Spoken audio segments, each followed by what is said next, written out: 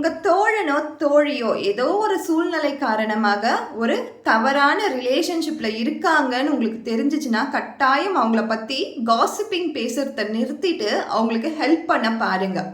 ஒன்றுக்கு 2 வாட்டி கூட அவங்க கிட்ட போய் சொல்லுங்கள், நீ இருக்கிற ரிலேஷன் என்பது ரொம்ப சரியில்லை, நீ இருக்க உறவு என்பது இப்போதைக்கு சரியில்லாத ஒரு உறவில் நீ இருக்க, இது உனக்கு எந்த சூழ்நிலையையும் நல்லது செய்ய போகிறதே கிடையாது, நீ உன்னை மட்டும் அழிக்கிறது இல்லாத இன்னொரு குடும்பத்தையும் நீ அழிக்கிற அப்படின்னு அவங்களுக்கு புரிய வைக்க பாருங்க. நீங்கள் புரிய வச்சும் அவங்களுக்கு புரியலன்னும் பொழுது கட்டாயம் அந்த ஃப்ரெண்ட்ஷிப்பில் நீங்கள் இருக்கிறது தவறான ஒரு விஷயம். ஒரு மனிதனுக்கு தேவையான அடிப்படையான ஒரு விஷயமே டிசிப்ளின் தான். அந்த வாழ்க்கையில் டிசிப்ளினே இல்லாத ஒரு பர்சன் கூட நீங்கள் ரிலேஷன்லேயோ ஆர் ஃப்ரெண்ட்ஷிப்லேயோ இருக்கிறது நம்ம பண்ணுற தவறு தான்.